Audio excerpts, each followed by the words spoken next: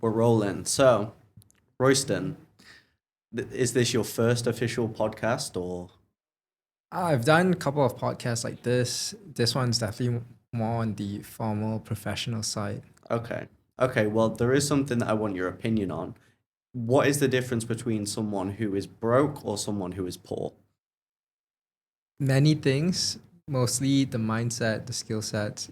But if it relates to this podcast setup in some way, someone who has the abundant mindset, and Mm, especially this was something I learned from my mentor years ago, having that investor mindset. mm, So people, when somebody spends money, they don't think of it as like an expense or like as something wasted, but they treat every dollar as an investment. mm, So let's say buying good food, it's an investment to my health. mm, Any like sort of purchase to flip that into an investor mindset.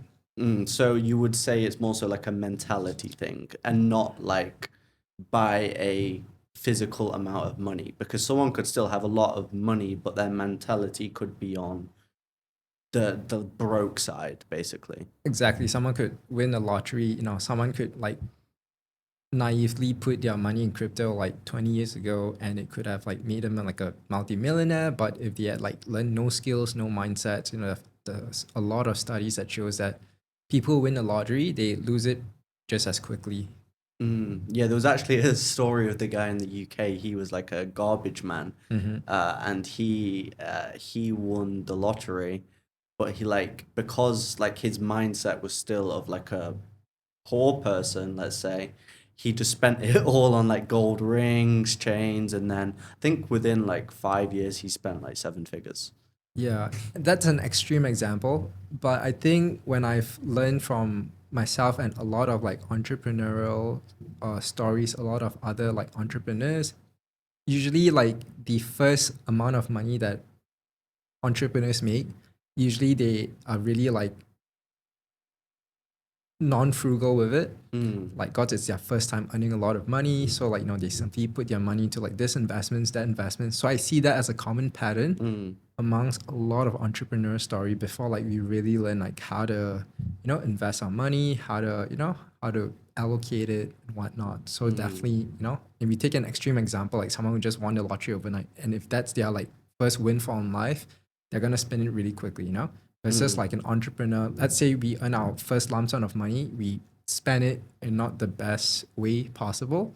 At least we have that skill set to earn it back and know how to, replenish it. Yeah, they go to Louis Vuitton and have some fun. It's like the 10K a month kids. They buy the Rolex and then they're renting the Lambos, and next Mm-hmm. minute, they're spending all their money.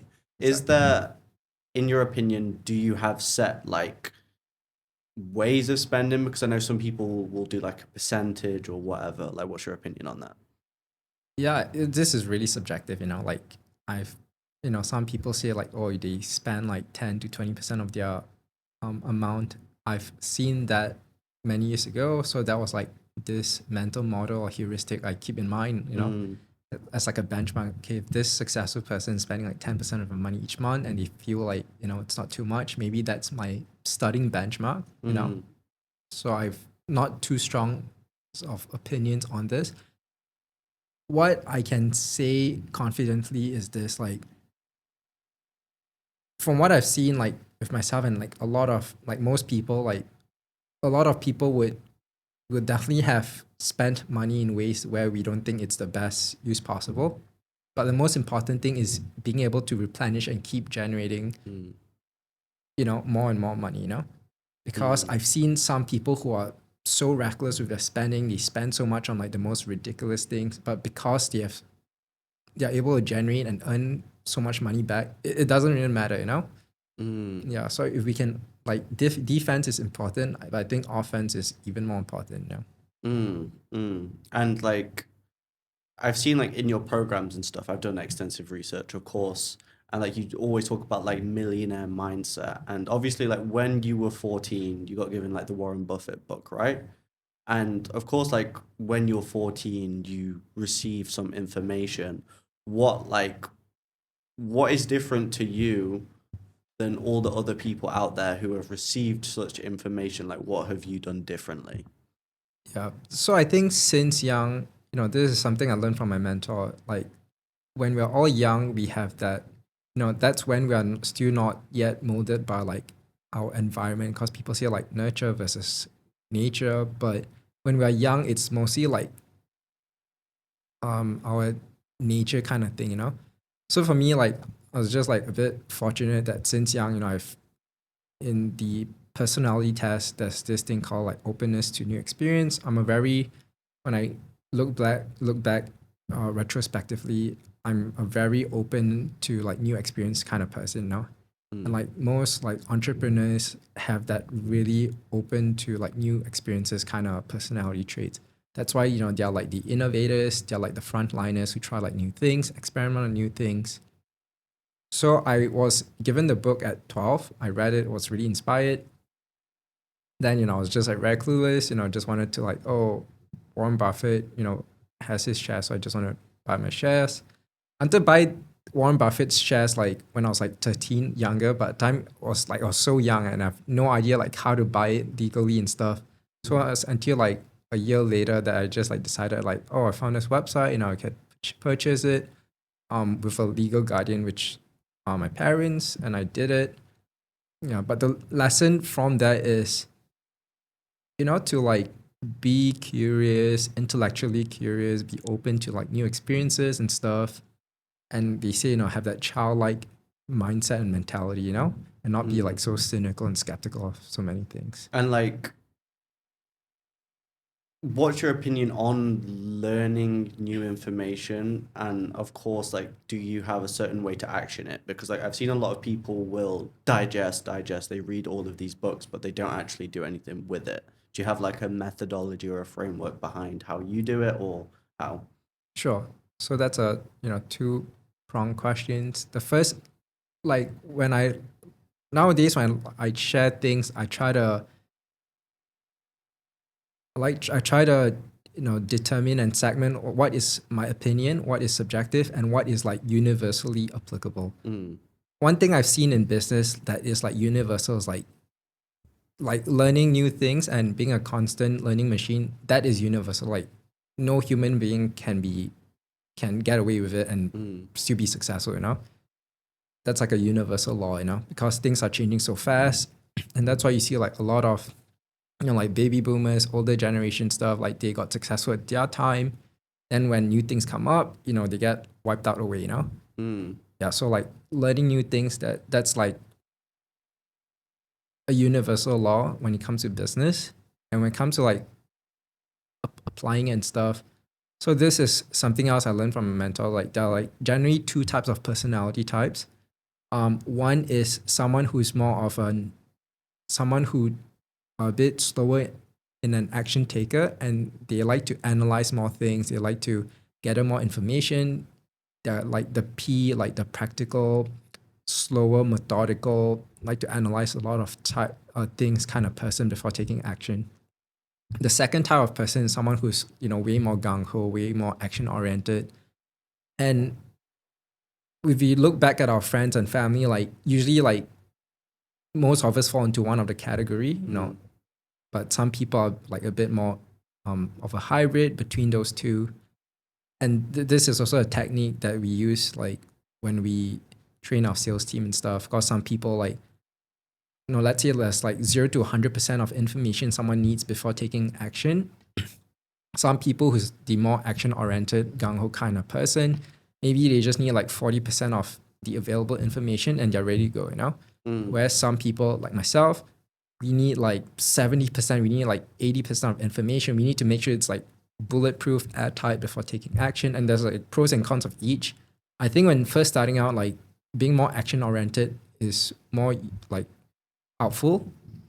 When I've seen like those really successful like entrepreneurs who are like not necessarily like smarter or harder working, they just like take action, not like overanalyze, So that's something that I had to like train myself on, because I was like the very, read a lot, like study a lot before taking any sort of concrete action until like ready and sure of things.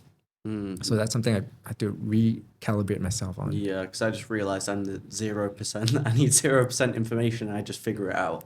So that, like you said, some people might actually really need you to sit down with them and say, like, listen, this is how you do this, this is how you do that. They might need a whole A to Z guide, whereas me, I'm just like, let me just figure it out, and we'll see what happens.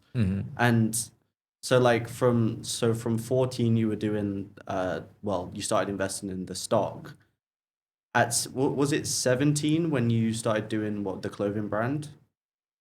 Yep. So that was right after high school, right after I finished my high school exams. And actually back when I was like 13, 14, I read this. Back then, I got my first iPhone. And back then I would like wake up at like 4, 5 a.m., like really crazy timings just to watch the Apple like keynote talks and stuff. And back then I read this newspaper article of this kid who became a millionaire like 18, 21. I told myself I'm going to do like the same thing. I want to become like a millionaire by 21, 18, whatever. But this kid became a millionaire through an app store. And this was like when I was 14. This was like 13, 14 years ago. It was like so long ago, So back then I actually wanted to like learn how to like develop apps and stuff through the app. So I was still such a vivid memory. I could still remember like I opened it up, but I just didn't know what to do, like should I ask my dad for like his card to like buy the developer API toolkits because it costs quite a bit of money. So I was like a bit clueless. And when you're in school, you get like everyone is following the main track, or you gotta like study for exams, like that's your like focus in life. So that's where like I just focus on my exams and studies. But since then, I could see like I really had that entrepreneurial bug in me. And it's like moments like this that, we can reflect in our life, like whether, because they said like when we're young, 13, 14 or younger and stuff, that's when our passion, our curiosity like comes up, So like after my high school exams, that's when like, that was like the sneaker like high craze and stuff. I was doing some sneaker reselling, like sneaker like collecting and stuff. And I saw people like opening their own clothing brands and stuff. So I thought that was cool, that was a cool idea. I wanted to start my own like clothing brand, but I didn't have like a lot of capital to start. So like I accidentally fall into this like print on demand model. Redbubble. That was a bit old school, but Printful. Yeah. Yeah, Printful like came out like only like a few years ago. Then I was like on Printful. So that was like the first dawn and start of my online business. Yeah, it's actually quite funny because I started with reselling as well. Wow. I think it's just because when you're like a kid and like you grow up and like there's a lot of course, like in school, it might be, it could be a status thing. If someone's got some really cool clothes, you're like, I want that. And then like, even if you don't have much money, you might, like what we used to do, like when we were kids at Christmas, we might have like, might get like $300 from our parents, right? But we would all go shopping and get clothes and like you feel amazing. And you're like, damn, I can make money from this passion. And I remember when I did it, I don't know how well versed you are. The first ever pair of shoes I won on a raffle was like these Dunks that were like Dubai sneakers, well, skate store only. Wow. And I flipped like £100 to like £700. Wow. And like, it's such eye-opening experience, right? But going back to the print on demand stuff, like how was that? Was that something that you got to like a decent level, or was it pretty inconsistent? Sure. So before I go into that, like touching back on the sneaker stuff, because back then, when I reflect, like as kids, if we do not have like, because I've seen like the path like myself and my friends took. For my friends where their parents like really give them really strong direction, like, oh, the father did this, went to this school, studied finance, like, invest in the stock market, like wanted the son to do the same thing. You have a very clear direction. But for those like myself and some of my friends where like our parents didn't tell us like what's next, what to do, we just get sucked into like the culture and whatever the zeitgeist is, So back then, like the sneaker thing was dominating Instagram, And our generation, we are big on Instagram and stuff. So that's how like I naturally like stumble upon it, because when you see on Instagram, it's all about like sneaker reselling stuff. Yeah, so just like to shed light on like, when we're young, like a lot of times like we just go with what is visible to us, what our dopamine is like triggering us on, whether that's like clubbing, making new friends, whatever it is, Yeah. Would you say it's like, was it like a little bit of shiny object syndrome? Like you saw the shiny object and you're like, wow, like I can actually make money from a passion. Yeah, and it was Yeah. like, as you said, like status, being Yeah. cool, whatever, Yeah. like 'Cause if you have the new pair of shoes in school, everyone's like, wow, like this guy's, they're so cool. Even some people are like it to this day, but my brain is just turned off from that completely. Like I can go into the stores and see what I used to love and be like, it's just some shoes. Mhm. You know what I mean? Yeah, And what era was that when you were reselling? Like what years? Can you remember? that was 2016. Yeah. Yeah, and like a year later, I saw like fashion influencers like popping off, and like they made a lot of money like reselling sneakers. So it was such a big thing back then. Mm. So going back to the print on demand thing, it took off. It went okay. Um, then later on, so I started my online clothing brand at time while at university. Then I stumbled upon, because we were paying like influencers to like do shout outs and stuff. So I was like, oh, why don't I, you know, be there on the other side as well. Mm. So I also grew a lot of like social media pages behind the scenes. And I also started like my fashion blog sort of in 2018. Mm. That was like trying to use fashion to like spread like positivity, positive messages and stuff. Yeah, that was a cool run. Yeah. And what was the driving force behind that? Was it just pure passion at that time? Yeah, sure. So I think, again, retrospectively, just to like share my own reflections on so that other people can benefit from it as well. If we look back at our life, like, a lot of us have like some core values, some like interest, curiosity that when it combines, that shows like, like that gives a lot of indication of our own personality and our values and stuff. So for me, like from a young age, and I go to like, I also read a lot of like spiritual books and stuff. So for me, it's all about like, know how to make the world a better place, world peace, whatever. So that sort of aligned my interest, curiosity, like values together. And Mm. back then, like, back then, everything, it just made sense to like, try it. But it was a big leap, like I had a lot of anxiety when I, out of nowhere, like 1st of January 2018, like suddenly converted my personal Instagram page with all my friends to like my fashion blog thingy. Yeah. Interesting. And like, what were people saying to you like whilst you were doing all these things? Because that must have been an interesting thing as well. Because the mentality of where I'm from, everyone is so negative. So I'm curious to see what it's like here. Um, Back then I was in Australia back then. So, some people they don't get it, some people get it, but like one of my sort of strength is I can sort of like block out people's opinions on me. Like I don't try to let it affect me too much, and that's why like I think I've like the one of the strengths you need to be like a personal brand, because you got to be like really thick skin. You got to be like not get fazed by people's opinions. It's like a core Yeah. requisite right now. Yeah. Yeah. So this was 2018, and like, so you went to Australia. Was that for university? Mhm. And what was that like comparing where you grew up to like essentially a bit more of a Western civilization? Definitely an eye opener for sure. And looking back again, like I think traveling to different cultures, like experiencing different cultures, especially like, like the Western culture, it really opens your eyes to like the possibility of things Mm. and just made me feel like, wow, I was like, there's like this idiom or whatever, like a frog under the well. I was Yeah. like, wow, I didn't know this world was so big. I Mm. thought like, every time we think we are like the center of the universe or world until we like see the world and see society, and realize how insignificant and how much we don't know and how much like other people actually are at the like frontier of things, you know, when we're just like lagging behind, you know. And so like, what were you studying in Australia then, for people who may not know?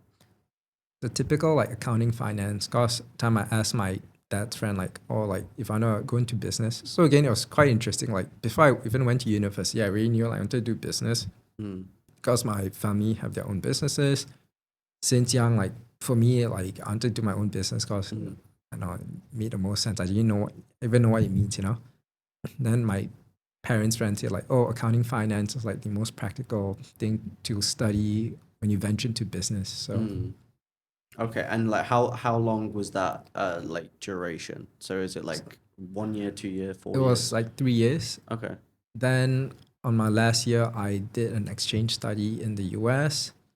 But the year before, like 2018, I also went to like New York for this sort of like boot camp, like career boot camp kind of stuff.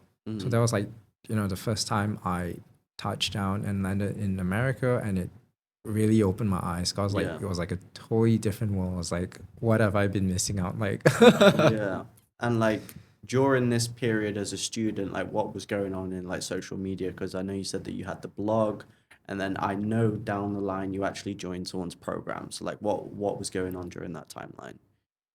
that was like the craziest, honestly, the craziest part of my life because like so much was going on. So in terms of like so much of transition was going on.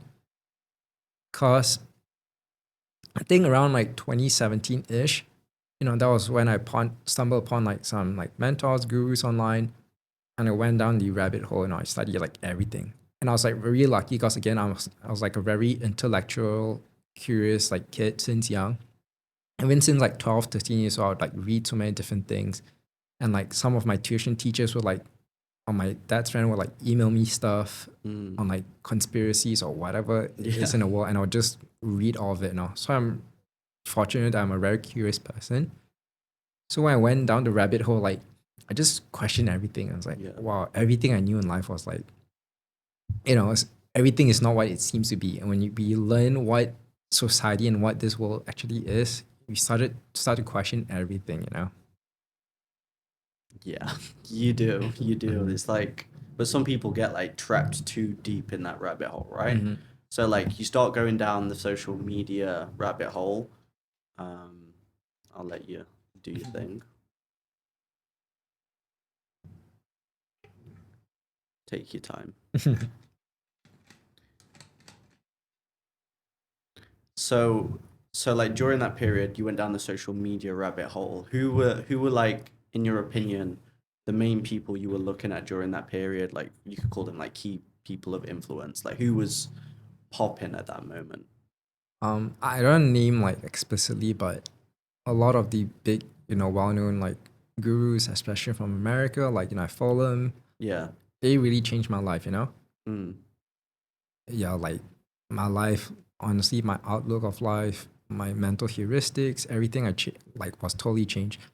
Because you can imagine, like, let's say someone who is not only successful in business, but successful in all pillars of life, you know, and someone who read all the best selling books of the world, you know, and they distill all the knowledge and all like 40 years of their life experience to you when you're just like fresh out of college. You can imagine like how life changing it is, you know, it's like you're living life like 20 years of like 40 years of living. And it's not just like anyone's life, you know, like all the wisdom, all the knowledge and like wealth, you know, health, like happiness, like philosophy about life distilled and like put down like the pipe down your drain, you know? And like it was just like it was like some people say like, oh, taking psychedelics would change your life and stuff. But you know, my mentor said like if you read like 4 life-changing books, that has an even more powerful effect. You know? And it's the same thing, you know, like learning so much was like mind blowing. Like I could still remember so vividly that at the time I learned something new, like it felt like my mind was like cracked open and like my mind was like cracked open and like reborn again. That feeling, you know. Yeah, they call it like a paradigm shift. It's like when your whole perspective of thinking just changes and you're like, oh, this is what's going on. Mhm. But going back to like what you were saying is with the information, if you were to give someone advice, like, would you listen to the gurus or would you go to the books, and why? Both are different. Like the books have its purity, whereas like the gurus have their own interpretation of some books. Mm, And again, like nowadays, like everything is like a derivation of something, you know? mm, Like yeah. when someone teaches about like productivity, self-help, stoicism, it's always from them learning from someone else, you know? So I think that's a healthy mix of everything, you know, just try to learn everything. So like going back to that period of life, so you had this sort of like paradigm shift. You've received all this information. What did you decide to do with it? Sure. I think that's a really good question because, you know, my reflection on life is like there are like, you know, there are like 7 billion people on Earth or maybe more, you know, and everyone is living life differently. So it means there is no one right path, you know. I can't just say like, oh, like, you know, this and that. But, and I think this is one of my strength, and this is how like when I share knowledge with my community and like my audience and stuff, at least because there's no right or wrong path in this world. You know, someone could like volunteer at a not-for-profit, work for like the United Nations, do good. That's good, you know. But at least in a path that we teach in terms of like, you know, like trying to be quote unquote successful, you know, make wealth online and stuff.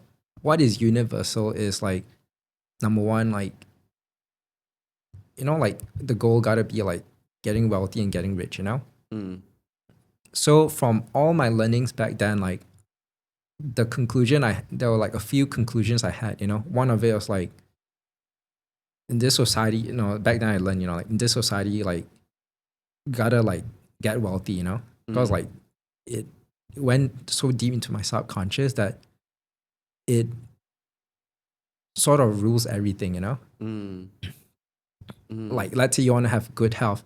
Let's say if you have unlimited amounts of money, you know, you can make your health to its peak, do so many like different like other procedures, or like you could hire the best trainers, whatever. You know, you'd be way happier, you know, when you are not shackled or not tied to something else. Can live life on your own freedom and stuff. And so that was like one of the main conclusions. I was like, oh, I gotta get rich or I gotta die trying, you know. yeah. And so I know, like, so during this period, is this when you decided to venture into SMMA? Oh yeah. So I ventured to SMMA like 2018. It was very interesting. Like I was still growing my social media pages behind the scenes. Those were like faceless. But for my fashion blog with my face, I sunsetted like 6 months after because I saw like it was sort of going nowhere. And like one of my mentors was like, oh, you gotta like stop social media. So back then, like I deactivated all my social media because I was like, you know, that is like, I was like going through, you know, my past, like going through like a lot of things, like learning from a lot of reflections. And like the other conclusion was like, yeah, that was the first conclusion, like, oh, like wealth dominates everything. I gotta get rich or die trying. The second conclusion was like, I gotta like change my identity, you know, because like I was like, wow, everything I knew in life, like I was like living life the wrong way. And I was like, when I look back, like, you know, going clubbing, like partying is like, it had no purpose, you know? And my new purpose was like trying to be successful online, you know? So I like stopped on my social media, did a major identity shift. And I stumbled upon this business model, you know, the marketing agency business model, which I started back then in 2018. Still doing a version of it right now. Yep. And like going back to, I think could potentially be one of the most important things is identity shift. Like this could change anyone's life. Like genuinely, like their internal identity, like who they see themselves as, sorry, how would you personally change it?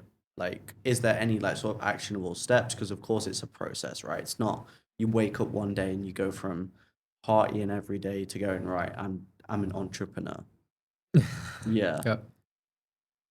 So I think like the Godfather book on this is like psycho-cybernetics, you know? Mm, And in the book, it says like this doctor had like some patients who did plastic surgery, but even after like plastic surgery, when they look beautiful, their inner identity still hasn't shifted, you know? They still don't think they're like worthy or beautiful or capable enough, you know? mm, So that gave him like a epiphany that the identity shift happens from within, mm, not necessarily from outside, you know? mm, Because somebody could, you know, wake up a millionaire, a billionaire, but he still feel like not confident, worthless. mm, Yeah. So when it comes to the identity shift of things, I think number one, like at least from what I can recall and what I think might be appropriate, is like you gotta be a bit delusional, no? mm, Because identity shift means you gotta envision your future self mm, and pretend your future self is who you are right now. mm, So let's say you want to be like a millionaire, you want to be like super successful. Like, what would your future self act today, right now? mm, Is that person someone who eats healthy? Is that person who like works hard and doesn't give up? Is that person someone who like don't waste time and scroll on social media? So we gotta be sort of a bit delusional mm. because we are trying to manifest something in the future to the present reality right now. So you would say like identify the habits. So like actually sit down and have a think. Like let's say if someone's working like a regular job right now and they wanted to be like someone making online money, like they would have to think like if I had more freedom in my schedule, like how would I treat my day? Where would I eat? How would I carry myself? Because that's also the thing, it's like the self-confidence as well. But I think that can come from delusion. So like they kind of need to understand, okay, who is this person? And how do we bridge the gap? And it's like it's whilst they're taking action, also stepping into that identity, which like you said, is like psycho cybernetics. I know like reality transurfing, like there's all of these different books, but the principle is the same. It's like it's essentially fake it till you make it, right? Like even Conor McGregor, like if you watch his very early UFC stuff, he was wearing a fake Rolex all the time, and then like eventually like he always used to say that like in my head I've got everything, and like his like self belief, like when you actually sit down and analyze it, was crazy. He used to say like I might not have the belts right now, in my head I've got it. So they should essentially just start by taking those steps to get there. And like, of course, they need to take a lot of action. Like, what kind of action were you taking? Yeah, for sure. It's interesting because I reference Conor McGregor like doing one of our in-person events in Canada where like Conor McGregor had this like really famous quote where like when he won, he was like, this was exactly how I imagined it, you know? Mm, So again, as you said, like I think the easiest thing that most people can do is like, let's say this is your name, like John or whatever, Sally or whatever.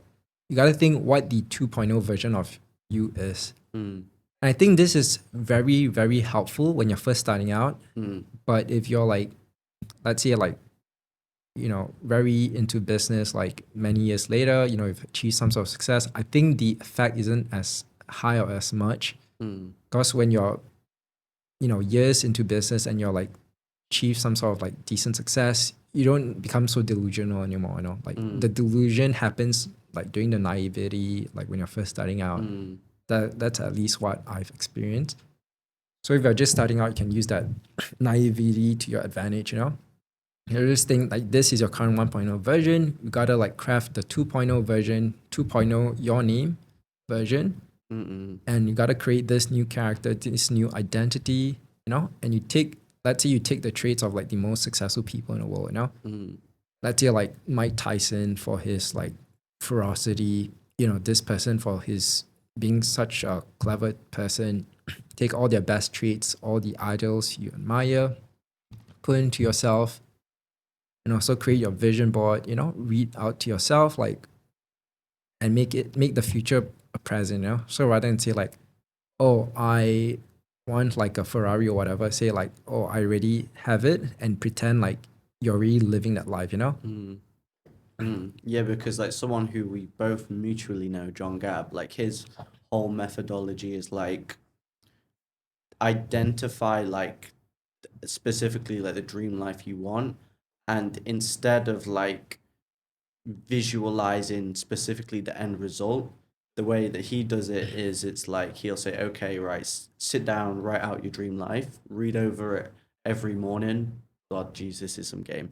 Read over it every morning when your subconscious mind is most impressed, but just visualize your day to day. Like what, like you live in that life. So like, let's say if someone was broke, they just need to visualize them living that life of making online money when they wake up, when they go to the gym. And then like you do that every single day whilst taking the action, which I think is pretty helpful to most people. But Yeah, I totally agree. Like when first starting out, especially because like let's say you have, and when I first started out, I was like on the total extreme. I was like just fresh out of college, like still in college, like I've not made a single dime yet online, versus let's say someone who's like 5 years working like a 9 to 5 job, whatever, you know, like the mindset's a bit different. But back then I was like on the extreme edge of things. I was like so moldable, like so, you know, like so naive. So like that really helps because it made me so delusional. And I did the same practice, you know, every morning, every night before I go to sleep, before I wake up, like I would read the thing, you know, like look at my vision board, everything. And that really helps, you know, because when you first, let's say, make your first like $1,000 online or whatever, it's like a totally different feeling, you know. It's like, wow, it's actually possible. yeah, yeah, because it's true. Like even if you, when you first make that first bit of money, even if someone sent you $100 online, like that, like you're so happy, you're like bouncing up and down. But like when you get further down the line, you just don't care, you Yeah. know, which is interesting. But so you left college, you had this like self belief, etc. What did you then do? Sure. But before this, you had a different question that I have not answered before we went off on a tangent. Um, mm, mm, mm, mm, mm. Yeah, we did go off on a tangent. So like the question I did want to ask you is we're digging into some pain here, but you will be able to do this on me. Like I see in your story, at some point you had a partner, and obviously, I feel like this is potentially every man's origin story. He's in love, maybe it's the first love of his life, and then they get their heart broken, and then it's almost like you just have this mindset where you just start attacking life. You know what I'm talking about though. Like you might start going to the gym more. You really want to better yourself. Could you kind of like you don't have to go too deep into the story, but maybe could you like give some advice to people who are like potentially going through that period in life and like how they can, the way that I call it is transmute that energy, because you have so much excess energy, it's negative, but like they say that energy cannot be created nor destroyed, only transferred. So you need to essentially channel that energy and like I just want to know like how you dealt with that period basically. Yeah, for sure. So if I touch into that, like I just want to say something that sort of relates to it. I learned from one of my mentors. I say like in life there's like an element of randomness, which how I interpret that is like, you know, some people think like, oh, everything happens for a reason, you know, everything happens for a good reason. I don't necessarily agree with it verbatim, but I think there's something that we can try to turn any like situation in life, try to see the good out of it, you know, try to like at least find some of like benefit out of it. But again, I agree that life has this like element of randomness that happens to us that sometimes we just can't understand, you know. Even until the day that we die, we still can't understand like, oh, why this happened, that happened. You just gotta accept like life and fate has this element of randomness, you know. So tying back to this, yeah, that was like 2019. This was like my first like serious relationship of like a year and a half, and it was so crazy because like during then it was like when I quit all my social media. So I didn't even open like social media for like I think half a year already. And then later I didn't open like social media for like 2 years and stuff, but I was still like doing the social media pages behind the scenes. I just like didn't like use social media for like personal use or like to see friends. Because again, like the conclusion I had was like there was no purpose, and it was like one thing I didn't like about social media was like, there was like, especially on Instagram, like when you use it for like on a friends to friends basis, like, oh, if I follow this person, then that person is like indirectly considered my friend. If I don't follow, if this person follows me but I don't follow them back, it's like there's like this very weird psychological, like, pseudo relationship kind of thingy that like Instagram has created. Yeah, it's not as rampant on Facebook, because like Facebook is like, you gotta like add each other as a friend. Yeah. Like, but Instagram's like, let's say you follow somebody, they don't follow you back. Like, what, in real life we're not friends? That kind of weird dynamic, So my conclusion was like, I just totally quit social media. Don't want to play like that stupid game anymore when it comes to like, especially when like interacting with friends and stuff. Like, yeah, like, I just keep in touch with people on like, text right now. Yeah, I'll never like use social media in that kind of use. I know this isn't applicable to a lot of people. Some people, they're cool with it. They see no issues with it. That's just something like, at least for me, like I do not ever want to go back there. Yeah. So going back to my ex-girlfriend at the time, so that was when I quit social media. And that was like, I was going through a crazy transition, because I was like learning so many things, like question everything. And it was crazy because when my ex left me, like broke up with me, that was the height on my love for her. So it's like, someone like left you and leave you when you adore them or love them the most. That's like, I could still remember, like that was like the most painful experience of my entire like 18, 19 years of living. I told myself I didn't want to like experience that again. I can remember I was like in college, I was like in a study cubicle in like a box room. I was like crying, I was like tearing like crazy. And I think people was like sort of seeing me from outside. They were thinking like, what's happening? What? For such a crazy period of time. But I agree that there's this like energy that you channel. You gotta like rechannel and recalibrate and like just focus on what you can control.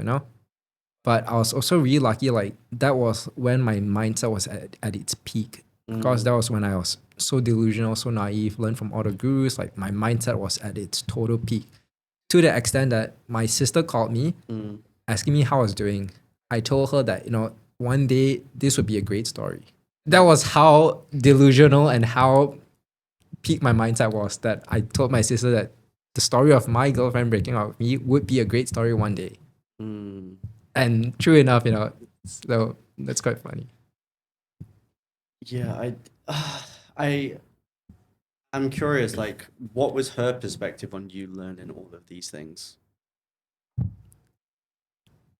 So that time was like, like I tell some people, like there's these three things, like right person, right timing, right place, right opportunity.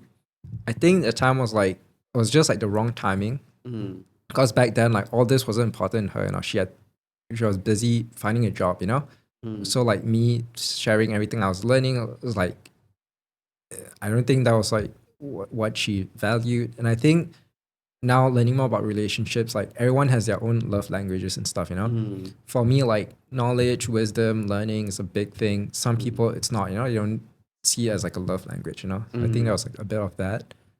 And I think it was just like wrong timing, sort of ish, that led to all this, Yeah. We'll jump into it like when we get a little bit more into me, but it's kind of exactly the same thing happened. And that's to be honest, I think with most men in general, that's kind of the thing that actually sets them off. Is some girl breaks their heart, and then they just go on this mission where they're like, I'm gonna become way better than that guy was who got his heart broken, and no one's gonna ever do that to me again. It's like you make a promise to yourself, don't you? For me, I think wasn't as applicable. I think maybe for some people it is. But back then I had like other drivers. I think what changed for me back then was like the breakup like just made me a bit more like hungry and like really wanna be successful. Yeah. It's really I don't have like clear like diagnosis of my own like psychology back then. Maybe you might be right. Yeah.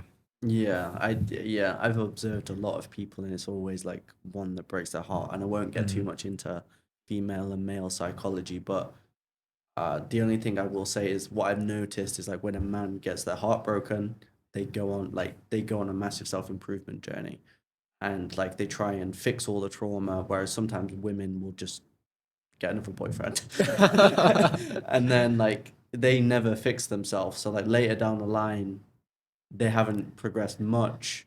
Whereas like most men, like of course some go up and some just go way down. So it's very different. But so clearly you went through this period where you had this external energy. You just broke up with her. Like what went on after that? I'm curious. Yeah, again, that time was like my peak mindset, and I was like day and night. I quit social media. Like I was fully focused on my online business. Like back then, I was like waking up at 6 a.m. to swim every single day. Super disciplined.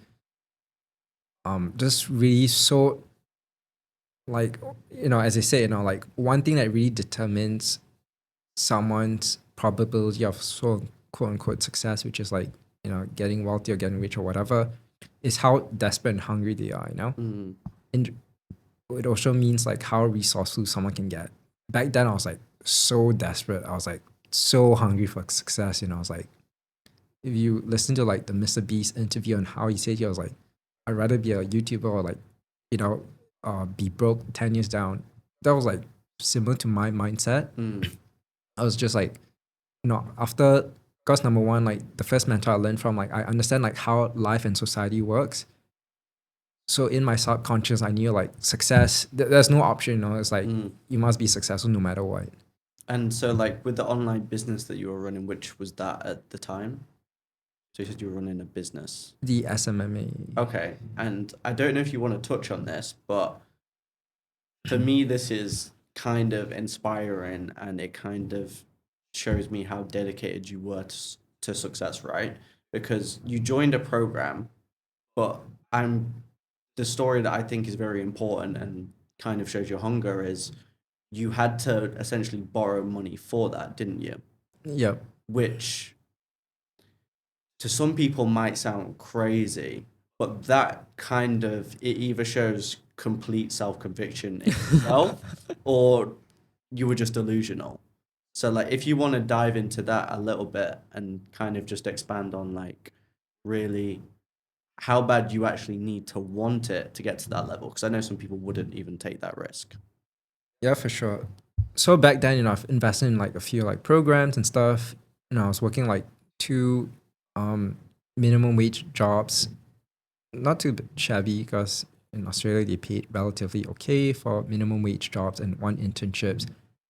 Because back then, like I don't want to go to a nitty gritty of things, but sort of like my parents here, like kind of like they don't know what I was spending on, because like maybe in the parent eyes, like it feels like you're like wasting money because you're like buying so many different courses, and like what's the ROI? Like you can't see the ROI in like in years, So at one point when I was like doing the fashion blogs thing, like my parents indirectly told me like hey, I'll just have like my money for like studies, maybe like going on holiday for with some friends and stuff. But if I want to do like all this external stuff, which buy courses for like thousands of dollars, I gotta earn it myself. I think they also want to make me like understand what it's like to like go through it. So I invested in a few different courses. Had decent success. Making like 5 figures. But when I stumbled upon this program, this was like right now like the most successful like program for like the business model I was starting. So I did my due diligence and I saw the success stories, like, and I was like so naive, back then, so naive, so like impressionable. I was like, well, this is the holy grail. This is like the Messiah who's gonna save me, Yeah. So I texted in my family group chat like, oh, I gotta like borrowed $10,000. And so like my brother-in-law said like, oh, like, you gotta pitch me like Shark Tank, before I Yeah. can lend you any money. Yeah. Yeah, so I got on a call with them, told them, very fortunate, very thankful that they believe in me, and they just, they lended me the 10K to buy into this program. I repaid them like I think less than half a year later. Yeah, because that was like how effective the program was, and it really changed my life. Mm. Mm. And like, geez, it's quite inspirational because even like, because I haven't even spoke about what I'm involved in, but we are involved in the same industry, right? And I see like what goes on from a customer perspective and the kind of objections they would give into joining programs. But like, really and truly, like some people genuinely don't want it bad enough, do they? And that was just a reflection of your mindset and going, I know I can do this. I'm willing to take a crazy risk by borrowing money, going into debt. Like some people might join courses on credit cards or whatever, and then they go for it and then they make something. But it's just taking that risk, isn't it? Yeah, and again back then, like I was like really delusional, cause like all the people online were saying like how easy it is to make money online. So I had that really false, inaccurate mindset, like, oh, business is so easy, I just gotta do this and that, and I'll be super rich. I had that false delusion that sort of helped in a way in that decision making. But right now it's really funny, like 6 years later, my mindset's totally different now. Cause like entrepreneurship is like, for me, it's like not for everybody. Cause like no matter what business you do, it's like a lot of stress and there's no guarantee. This, I'm not sure if this is controversial. Say like, and I tell my, because a lot of like of my deepest thoughts, most profound thoughts, I always share with my family first. And one thing I share with them, like when it comes to like being successful, quote unquote, like making money, whatever, getting rich, it's not necessarily like, oh, if you're a good person or you pray to God so hard, so seriously, you back whatever. There's no guarantee that you're going to be successful. That's one thing we got to be mindful of. That I'm not sure if I'm right, I'm wrong. Maybe someone prays to God hard enough, then you'll be successful. I don't know. But at least in my own observation so far, is like in business, in success, there is no guarantee. Yeah. So back then my risk tolerance was pretty high. Now I'm a bit more risk averse, knowing that like nothing is guaranteed. Yeah. Interesting. So you were doing like SMMA, and this was like 2019, right? So you're doing SMMA, and I know like COVID was just around the corner. So did you face any adversity with that?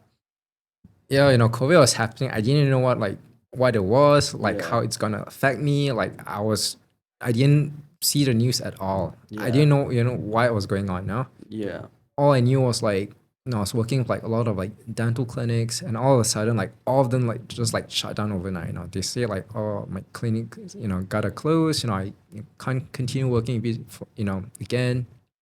So it was so crazy to me, like, but I was like too focused on my business to even like try to understand what was going on. But later I had a bit of time to like watch some like interviews, podcasts on like all these like conspiracy theories and stuff. So it's an interesting period of time.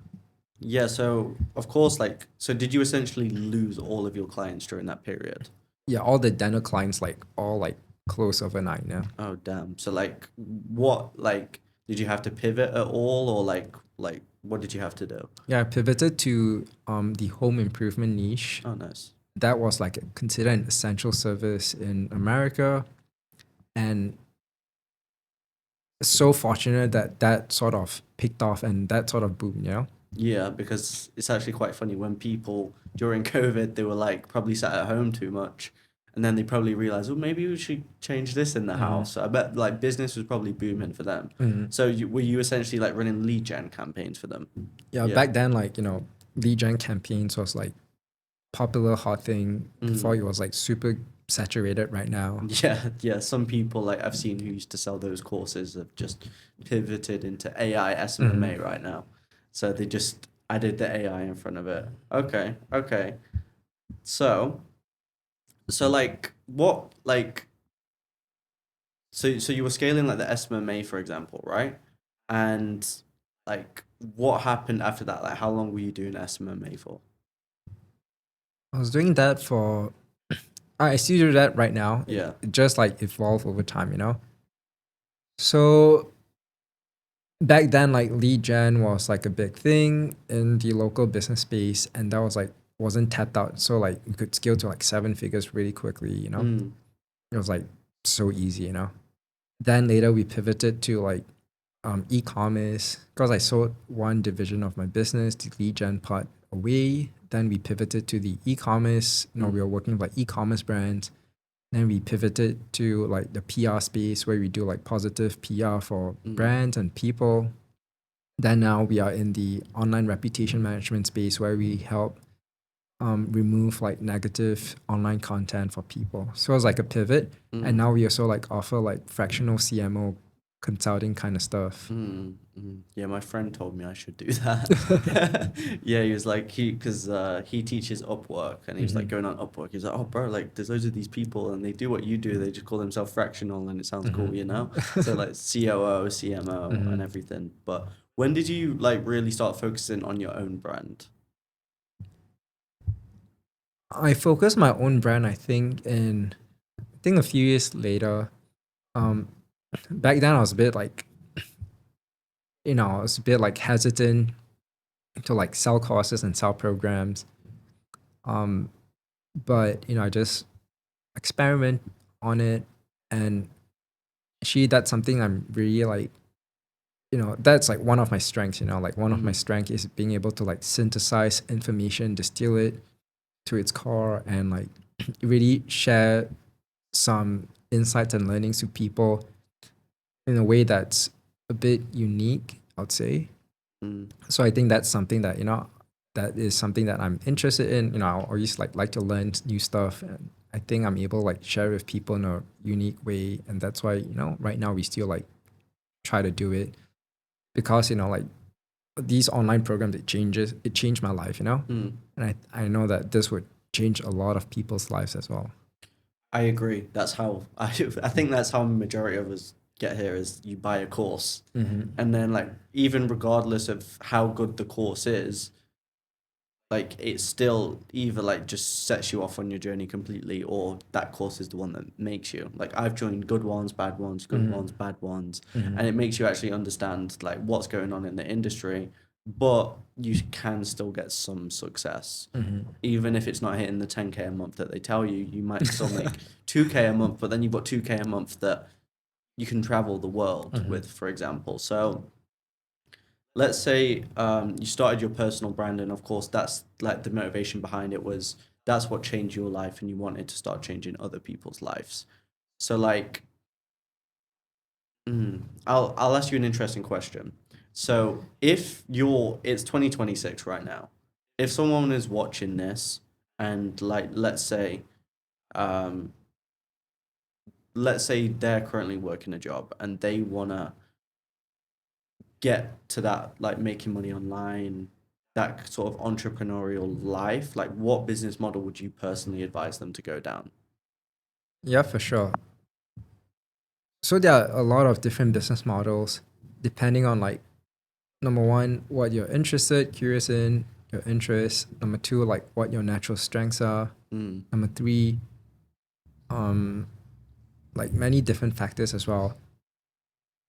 But I would say like, for example, someone who is a natural like talker, salesperson in the US, they can become like a high ticket closer. It's like a really, sales is like the most tried and true path, mm, someone who's more introverted, do not want to show their face, do not want to like quit their job.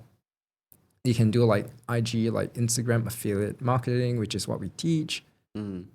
There's like ways to monetize on TikTok as well, with TikTok shops. Yeah, I've seen like the TikTok creator program is it as well. So Hmm. like some people are getting paid for like $1,000 per million views. Exactly.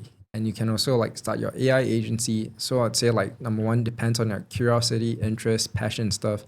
Because again, like whichever path we go down on, we got to stick with it long enough. And Mm. if we do not have that curiosity, that innate interest or passion, we can give up really easily. But if we, as Michael Jordan said in his documentary, if we learn to fall in love with the game, that's where we don't do it for the outcome, but we love the process. We learn, love the process of learning something new, building this thing, and it gives, helps someone not give up so easily. So I'd say curiosity, strengths, and these three business models are like the main ones that we also teach right now. Yeah, because I heard a quote the other day, and it's like the person who enjoys walking will get further than the person who enjoys the destination. Like some people just fall in love with the game, don't they? And that's just how it is. Yeah, and also like that's a really good framework for not being out, not like putting ourselves in like our own mental asylum. Because if we dislike each and every day of our work on the hopes that one day our life would change or be better, that sounds like a lot of suffering compared to just like trying to learn how to enjoy our day every day in terms of what you do. So just like really learning how to enjoy things. And that's why like I think Michael Jordan, whoever, which basketball player, tell like kids saying like, don't do it for like the Champion League or whatever, but learn to like really love the game, Yeah, because like passion does get people a lot further. So of course, like within like the program that you teach, you do give people like multiple options on like which business model to like go down the route of. Is there a particular reason why, or does it just apply to everyone has something that's a little bit different, like in terms of their personality and works better for them? Yeah, for sure. So again, like let's say if somebody doesn't want to like talk to people and stuff, or they do not want to, let's say they have kids, they do not want to quit their full-time job even if they've had some success online, then like being like a high ticket closer isn't for them, because being a high ticket closer, yes, initially your company boss might let you work part-time, but later they expect you to transition full-time. And from what I've seen, people with kids, they do not want to take that kind of risk, And some people, they're more introverted, they're like more shy, so they want to do things which are faceless, they're like Instagram affiliate marketing where you can like do it faceless, you don't have to like show your face, you can use AI, you can like do it faceless and it still works, Mm. Interesting, yeah, because like of course, like a lot of we'll just call them gurus, right? Might just try and market to everyone like my business model is the best, and like let's say they said high ticket closing Shelby Sap, you might be like, this is the best thing if you're a girl and you want to live my life, but like realistically, like there might be a really introverted girl who out there who might be a bit more self-conscious, who would be way more comfortable sitting behind a faceless Instagram page. So like I think people need to take that with a grain of salt as well, like when they look at these influencers and what they're telling you to do. So I really like the fact that you give people a choice, because like I said, like someone could pay 5-10K, join a closing program, but it just doesn't suit who they are, and it just doesn't work. Yeah, and you'll like burn out, they'll like give up halfway, or they'll decide like halfway, like, oh, this isn't for me, Yeah. And going back to something that you said, which is quite interesting, I think like this is more like a philosophical thing. Because when I look back at myself, I think one of my maybe key strengths or whatever is like really sharing like philosophical like understandings of life and stuff. So like, last time Elon Musk was saying how like first principles thinking is like the most important thing, That's how he built all his companies, through first principles thinking rather than like looking at competitors and try to copy it. So first principles thinking can also be taken as like critical thinking, or like you can call it wisdom, it's like hand in hand. So I think the most important yet like rare thing in this world is also like critical thinking, because that helps you like think from first principles. So let's say a guru say like, oh, this is the best business model. Rather than like blindly trusting it, having that critical thinking of like boiling and distilling it down to its like core elements and like analyzing and trying to understand things like that, having that ability and like training ourselves to like learn how to like have critical thinking, learn how to be wise in our decision making, first principles thinking. I think that is very rare and very, very important in life. And I think also discussing it as well, because like for example, you'll have someone pushing a narrative, and then you can also like, of course, you take them with a grain of salt, get some external opinions, and be like, what's your perspective on this? What's your perspective on that? Because like, if we talk about marketing, right, some people might say, oh, like run Facebook ads, it's the best thing in the world. But you know, like at a point, for a certain person, it might not be the best thing in the world. It's very like it's very dependent on someone's situation. You almost just have to diagnose that to then give them the solution. So it's kind of like pick and choose because, like you said, a lot of gurus will say, my thing's the best thing in the world. Exactly. And it's just not. Yeah. So like critical thinking helps us like, you know, see the signal through the noise, you know? Because like no matter how truthful a guru is or no matter how truthful someone is online, everyone is biased to some degree, you know? So if you were to take someone's like advice or words or whatever they say, you know, there's always some sort of like biasness or whatever, you know? So we gotta learn how to like think clearly, think, you know, Yeah. accurately. I have an interesting question, and this is off script, but what do you think is like the key thing that you see in like your most successful students? Is there like just like something that's like replicable across like many people? Like a lot of people have a certain trait. Like what is it, would you say? Yeah, so like the universal trait, I would say, with very high like statistical like probability of confidence or whatever you call it, is like being an action taker. So again, I say like from the start, that's like the slower pace kind of person where they're like more analytical before they can take action. The second is like someone who's like they take action blindly before like they get full information. So I say especially for beginners, we gotta really lean on the action taking side of things, you know? And even people at the highest of levels, this is like such a common like online, you know, saying we always see, you know, like you say like, you know, rather than like over analyzing, like just fill forward, you know, make trial and error, like learn from the mistakes, do execution, and that is where like they learn, you know, like a lot of the most successful people say like, you know, that's how successful people do it, you know?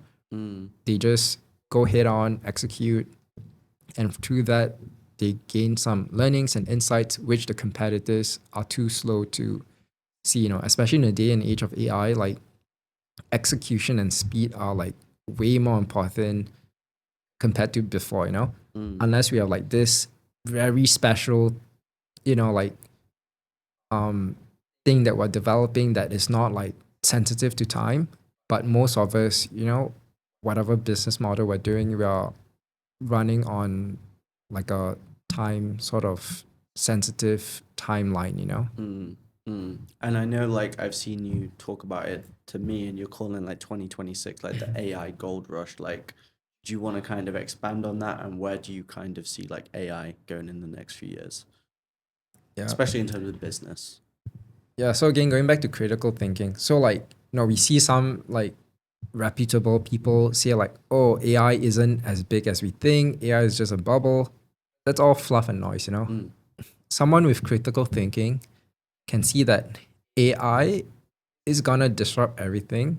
And AI is like the biggest like thing since the dot-com bubble.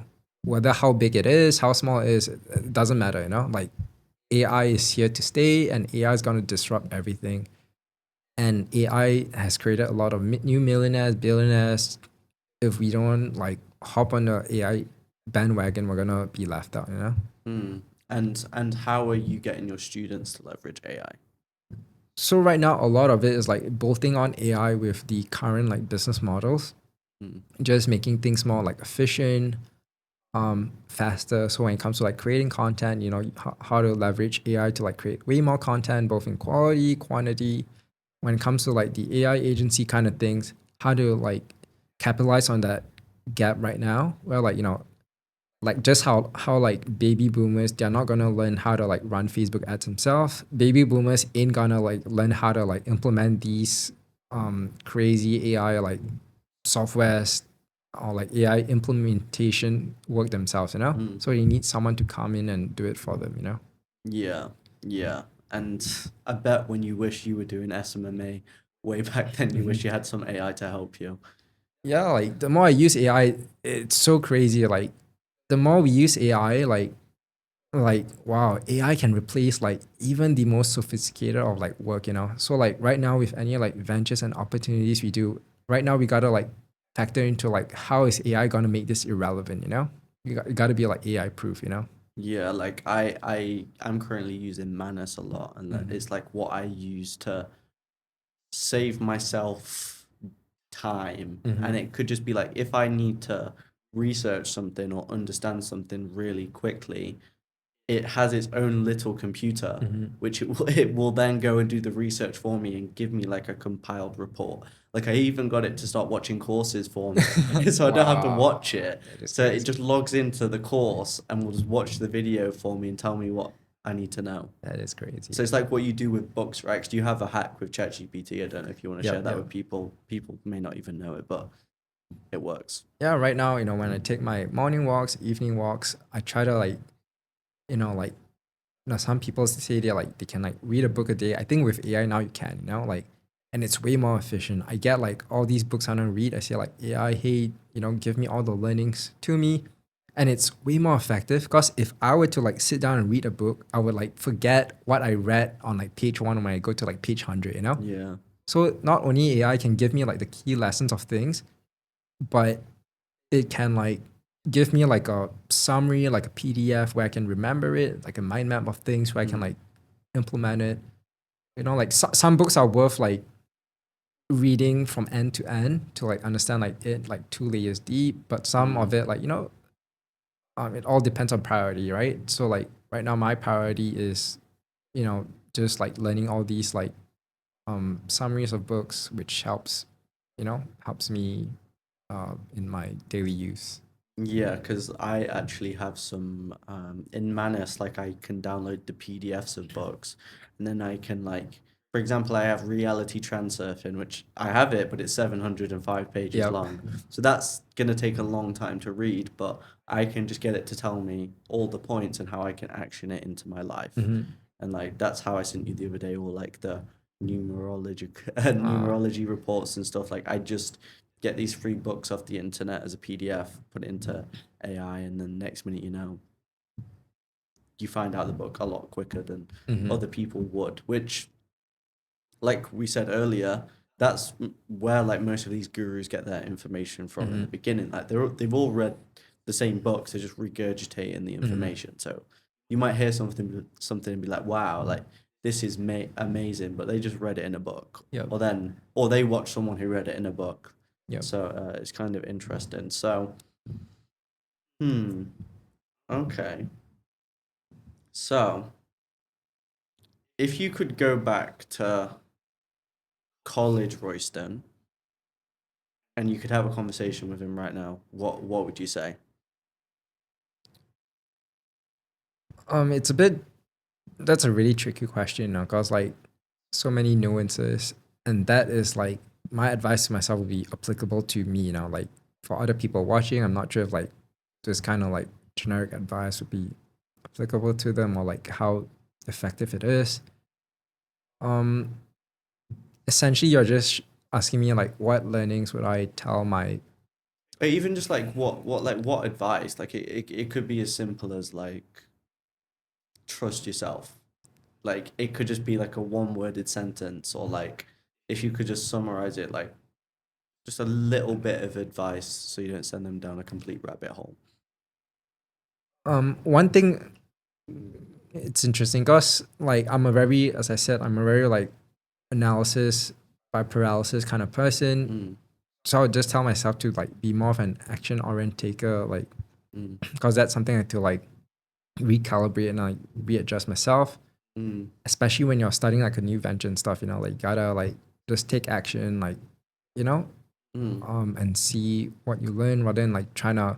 Because there are periods of time where I'll like go through like multiple courses before I start like a new business model and stuff, But sometimes you just gotta like put one foot forward. So that advice would be very applicable to me. I think it would be applicable to some people, or the types like me, where you gotta like go through the entire course, like all 100 modules before you can even take step one, which I think it's unadvisable, to myself back then. Yeah. Okay. Okay. And like, so like over the years that you've been teaching so far, like who are like some of your like standout students, and like what sort of success have they been able to achieve? Sure. We have a successful guy. He is called Corey. So he is, he was just like 21, 22 when he, made money of like TikTok and stuff. And he was like working like a real estate firm. Mm. So number one, I would say like the first two skills would be, number one, being an action oriented person. Number two is being resourceful. Because for Corey, he was doing the TikTok thing in the morning before his 9 to 5 job, and he was making like 10K a month with the TikTok thing, just posting like simple 1 minute videos. Then he was like working his 9 to 5 job. Then he even worked on weekends as a bouncer. Then we have this other student, Trixie. She has like 3 kids. She works as a nurse, as a full-time job. She's a real estate agent on the side. She has her own like events business. But she also, did this Instagram TikTok thingy, and she made like more than 10K right now. So what is like universal and common amongst both of them is, number one, like they take action, They don't like, they just do it. They don't like go through an entire like 100 course module before like taking action. Like they just watch a bit, they like experiment, like keep trial and error, keep trying different things. And number two is they're very resourceful, So I tell people it's not like, I don't think you can get busy in that, right? Like, No. so yeah, a lot of people think like, oh, I don't have enough time, I got my full-time job, whatever. It's all excuses, And like, and of course there will have been people that wanted to join your program and didn't join. Like, what would you say like the big difference are between like those kinds of people or like the ones that are really successful, like mentality wise? The people who did not join up, Or like potentially didn't join or didn't achieve the same amount of success. let's say like these two, and like say for beginners is like really not giving up, because especially for a beginner it's really difficult, it's like, you do something for like months, no results, welcome to entrepreneurship. Where you can do things for like 6 months, a year without seeing any fruition. But we gotta understand, like when it comes to like business success online, it's all a compounding effect, So like it's not like, oh, you put this amount of effort and you get this amount of like output or units or of like results out, It's like the compounding effect where like maybe a year, 2 years in, 3 years in, that is where you reap the most of your reward. And that is something universal. I think it's how it is, Yeah, because like maybe like some people get too skeptical and they're like I think this is my perspective on it, because I speak to people like who join programs, who don't join programs. A lot of it, I think a lot of it comes from they don't believe in themselves. And of course, maybe that's just like a delusional thing that you have to build into yourself. But I think a lot of the times, like, even if like you showed someone the perfect program and they had the cash there and they have all the results there, sometimes like they just need some self-belief, don't they? And like, what would you kind of say to that kind of person? Like, they want to achieve success.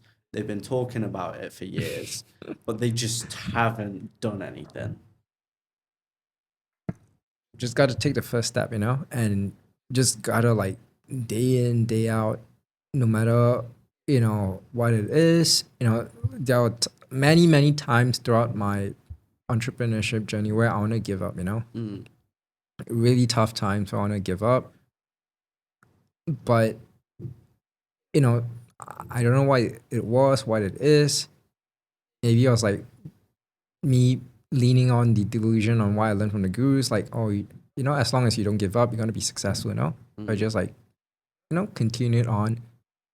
But it was really tough for me because I was like all in on entrepreneurship, you know? That's why I say like for most people, I recommend like keeping your like day job and do the side hustle on the side, you know? Because if you're like all in on entrepreneurship, you don't see like any results 3, 6, 9, 12 months in, it's really tough, you know? And is there a rule that you would say there? Like, let's say you wait for your side hustle to make you X amount more money than your job, or you hit X part for X amount of time to quit. It really again depends on like everyone's like risk tolerance. Like our student Trixie, you know, she's making like 10, 20K a month, mostly profit, but she's not going to quit her job because she has like 3 kids, you know, and she likes her job, and the business model doesn't take up more time than it's needed, you know. So it's really like dependent on each person's like, you know, like individual situation. Yeah, like I quit my job when I was making the same amount as money. Really? Like, but that's me. Like, I'm wired to take more risk. So of course, like for the people who say that they don't have enough time and stuff like that, I think that is also a reflection of how bad they want it. To give you a quick insight on me, when I was side hustling and essentially trying to quit my job, I was sleeping 4 hours a night. Wow. Yeah, for like months. So I would work like I would wake up 6 a.m. I would work 8 a.m. till 3 p.m. And then I would go to the gym, be done by like 5, and then work from like 5 a.m. to like 2 a.m. Wake up at 6 a.m. Did the sleep that not like creep on you? Red Bull. Red Bull. Yeah, yeah, because in the UK they sell like these 500 milliliter Red Bull That cans. is So not the crazy. small ones, big ones. Just drink like 2 or 3 of those a day. And then whilst I was at work, because I was doing like video editing for multiple clients, I would like edit the videos on my phone whilst I'm at work, because like the guys just were pretty chill and they didn't really care. So like edit the videos, and then I'd like go back home and like just edit the videos again and just like attack, and then eventually I was just like, I'll quit now. Amazing. But maybe that was a crazy risk, but I take risks. Yeah, but that is such a mirror of myself, you know, like I think both of us have that like commonality where we're like all in, we're like so hungry, so desperate for success, like 24/7, no matter where we are. That is the only thing that occupied our mind back then, you know. Yeah, and obviously some people get it and some people don't.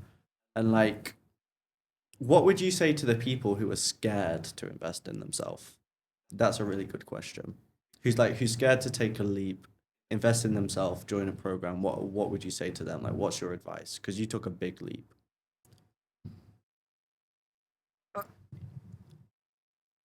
You know, like whatever the amount is, we gotta ask ourselves like, you know, what's the alternative, you know? Like if you don't invest that amount, is that gonna like be kept on your savings? Is that gonna be kept on your stock portfolio? Like is that gonna be kept to buy like a new car, new house? And investing in a program like it helps shortcut a lot of things, you know?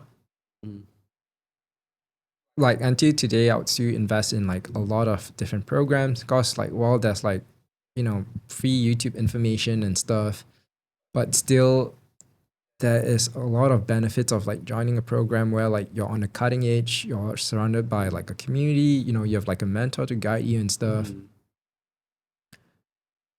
So I'd say like as long as like you're all in, you know, you won't give up, you know, you're gonna take action, you know, like you join a program, what worst case scenario, what you know, you learn something, you learn new things, you break even, you know, you make your money back.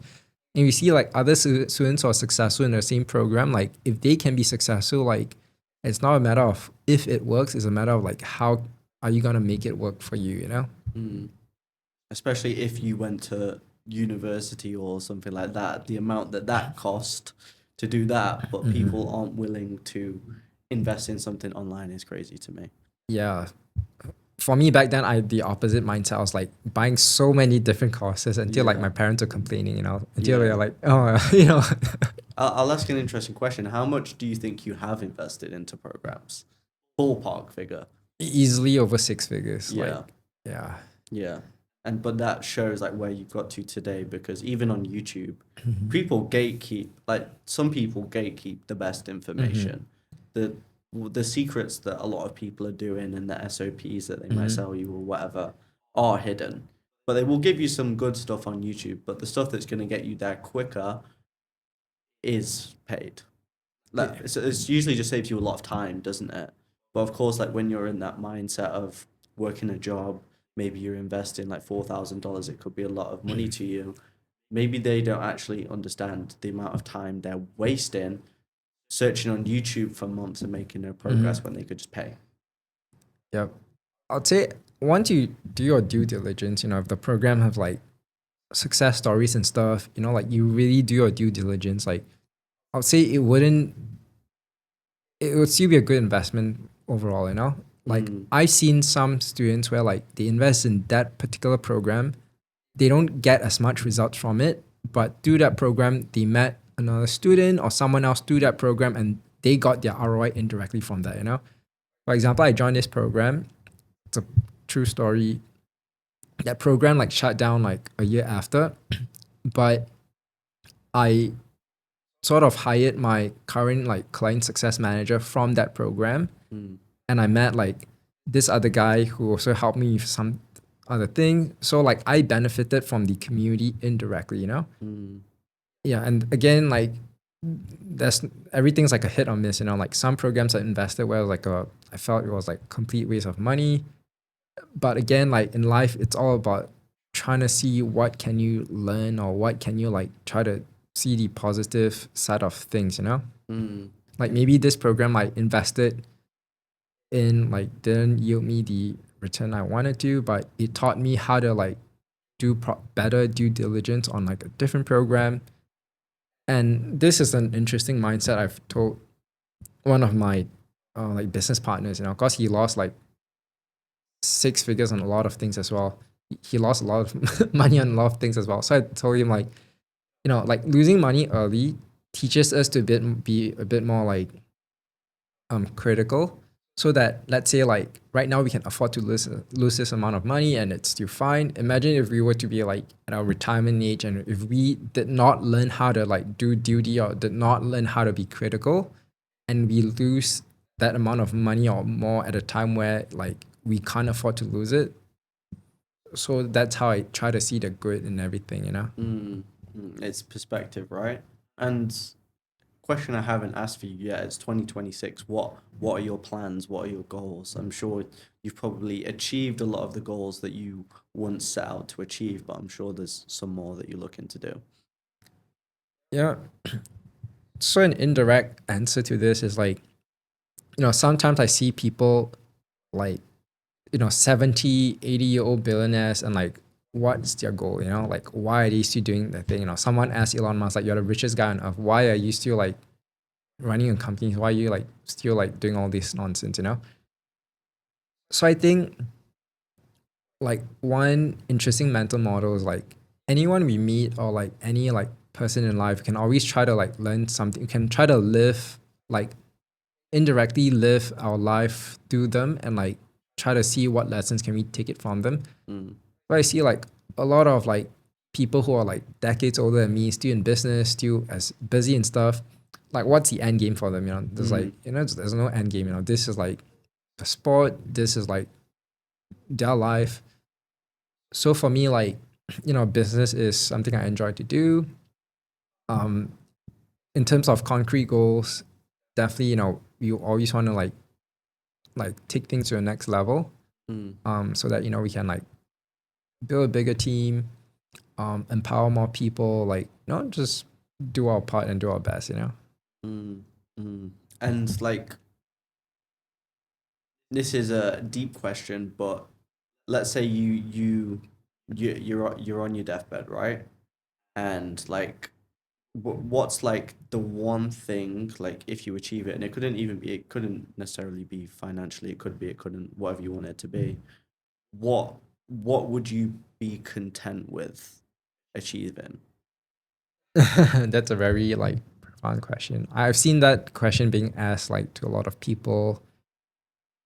For me, I think what is important to me at my deathbed would be like the spiritual side of things. Because like in my perspective, in my opinion, like all these material success, whatever legacy nonsense, like we can't take it back of us, you know, like it's all temporary, you know. But like I believe in the afterlife, you know. So like what am I doing right now to like, you know, best equip me for that, you know, like to elevate like spiritually and stuff. You know, I know this is one of my client, like, you know, he took like, you know, he already made hundreds of millions of dollars. Then he went to like the origin of like Buddha's like trees and like cave and stuff, just to, like learn and, you know, really delve into all this kind of thing, you know. And I think that's a very interesting thing that I would want to do as well. I really want to understand like about the spiritual nature of this world in a way more deeper level. And I, you know, like care about the afterlife a lot as well, you know. Yeah, I know a lot of people, they will do these spiritual retreats in Peru and places like that where they do some things and it gets interesting. But I know like even traveling the world, experiencing different cultures, you can learn a lot about how different people have a way of living. Like if you go to New York, for example, you might see someone like complaining uh, about traffic or some like just something as simple as that. Whereas like someone could be in a third world country and they live in something you could barely even call a house, but they're just so happy, Yep, you yep, know? it So is. it's just perspective, right? Yep, yep. At the end of the day. I would say I've basically asked you as much as I possibly can